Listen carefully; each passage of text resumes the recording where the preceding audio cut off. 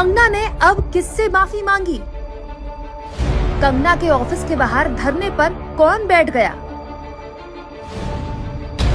लगातार कंट्रोवर्शियल बयान देने वाली कंगना ने दलाई लामा पर इस बार कुछ ऐसा कह दिया जिसे लेकर न केवल उनके दफ्तर के बाहर लोग धरने पर बैठ गए, बल्कि मामला इतना बड़ा कि उन्हें माफी तक मांगनी पड़ गई। दरअसल दलाई लामा का एक वीडियो सोशल मीडिया में वायरल हुआ था, जिसमें वो एक लड़के से जीभ लगाते नजर आए थे। इस वीडियो को लेकर दलाई लामा की दुनिया भर में आलोचना हुई और बाद में खुद दलाई लामा ने इसके लिए माफी भी मांगी थी।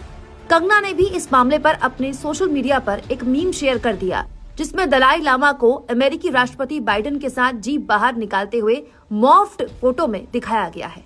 इस पर कंगना रनौत ने लिखा, हम दोनों को वही बीमारी है, निश्चित रूप से दोनों की दोस्ती हो सकती है। कंगना की इस तस्वीर पर बौद्ध अनुयायी आहत हो गए और उनके घर के बाहर धरने पर बैठ गए।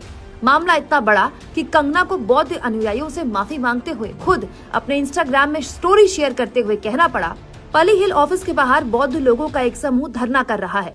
मेरा मतलब किसी को चोट पहुंचाना नहीं था, मैंने सिर्फ मजाक किया था, कृपया मेरे इरादों को गलत न समझे। कंगना ने लिखा, मैं बौद्ध और उनकी पवित्रता में विश्वास करती हूँ। दलाई लामा ने अपना पूरा जीवन सार्वजनिक सेवा में बिताया है। मैं किसी के खिलाफ कुछ भी बिना सोचे समझे गलत नहीं बोलती हूँ। इतनी गर्मी में खड़े होकर धरना ना दे, कृपया आप लोग घर जाएं।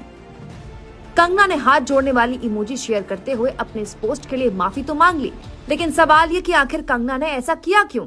जवाब है उनकी आने वाली फिल्म इमरजेंसी। कंगना पहले ही अपने बयानों को लेकर काफी केसेस झेल रही हैं। इस बीच उनके करियर की सबसे बड़ी फिल्म इमरजेंसी, जिसे प्रोड्यूस, डायरेक्ट और एक्ट भी कंगना ने ही किया है, उस पर कंगना का पूरा करियर टिका हुआ है। बैक टू बैक फ्लॉप फिल्में देने वाली कंगना के आगे ये फिल्म उनके करियर के लिए आखिरी उम्मीद है। इस फिल्म के लिए उन्होंने अपनी प्रॉपर्टी तक गिरवी रख दी है। इतने संगीन हालातों में कंगना खुद के लिए किसी भी तरह की नई मुश्किल खड़ी नहीं कर सकती, खास तौर पर कानूनी मुश्किल। आप कंगना की ऐसी तस्वीर शेयर करने और फिर उस पर माफी मांगने पर क्या सोचते हैं? कमेंट बॉक्स में जरूर लिखें और चैनल को तुरंत सब्सक्राइब करें।